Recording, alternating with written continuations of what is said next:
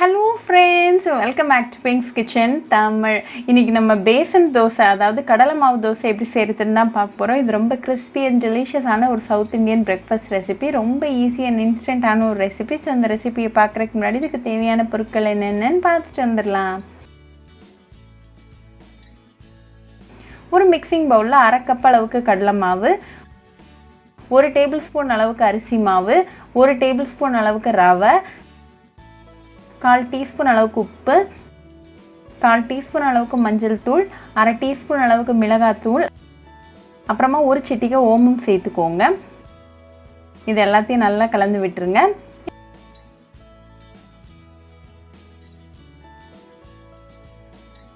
இப்போ இது கூட 2 கப் அளவுக்கு தண்ணியை கொஞ்சம் கொஞ்சமாக சேர்த்து நல்லா மிக்ஸ் பண்ணுங்க. கட்டி எதுவுமே இருக்கக்கூடாது.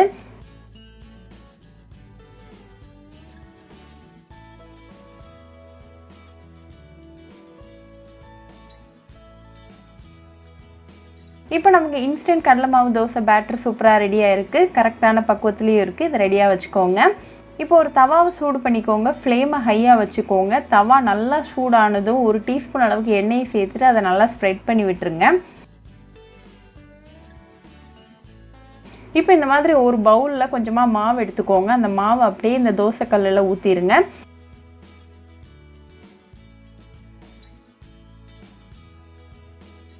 கேப்ஸ் ஏதாச்சும் இருந்துச்சுன்னா அதை ஃபில் பண்ணிக்கோங்க. ரொம்ப திக்காக ஊற்றிடாதீங்க, கொஞ்சம் மெல்லிசாவே ஊற்றிக்கோங்க.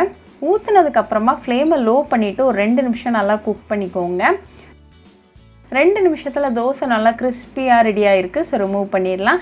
இப்போ நமக்கு டெலிஷியஸான இன்ஸ்டன்ட் கடலை மாவு தோசை சூப்பராக ரெடி ஆயாச்சு. இதை நல்லா சூடாக கொஞ்சமாக தேங்காய் சட்னி கூட சர்வ் பண்ணி உங்கள் ஃபேமிலி அண்ட் ஃப்ரெண்ட்ஸ் கூட என்ஜாய் பண்ணுங்கள். ரொம்பவே ஈஸி, குவிக் அண்ட் டெலிஷியஸான ஒரு பிரேக்ஃபாஸ்ட் ரெசிபி. ஸோ கண்டிப்பாக இந்த இன்ஸ்டன்ட் கடலை மாவு தோசை ரெசிபியை உங்கள் வீட்டில் ட்ரை பண்ணி பாருங்கள். ட்ரை பண்ணிவிட்டு எப்படி இருந்துச்சுன்னு எனக்கு கமெண்ட்ஸில் சொல்லுங்கள். இன்னொரு சூப்பரான ரெசிபியோட உங்களை பார்க்குற வரைக்கும் பாய் ஃப்ரெண்ட்ஸ். உங்களுக்கு இந்த வீடியோ பிடிச்சிருந்தா லைக் பண்ணுங்கள், ஷேர் பண்ணுங்கள், கமெண்ட் பண்ணுங்கள் அண்ட் மறக்காமல் சப்ஸ்கிரைபும் பண்ணிடுங்க. கூடவே பக்கத்தில் இருக்க பெல் ஐக்கானையும் கிளிக் பண்ணிக்கோங்க. அப்போ தான் நான் போடுற வீடியோஸ் எல்லாம் உங்கள் நோட்டிஃபிகேஷனில் வரும்.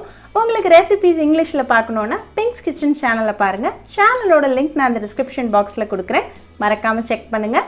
இன்னொரு இன்ட்ரெஸ்டிங்கான ரெசிபியோட உங்களை பார்க்குற வரைக்கும் பாய் ஃப்ரெண்ட்ஸ்.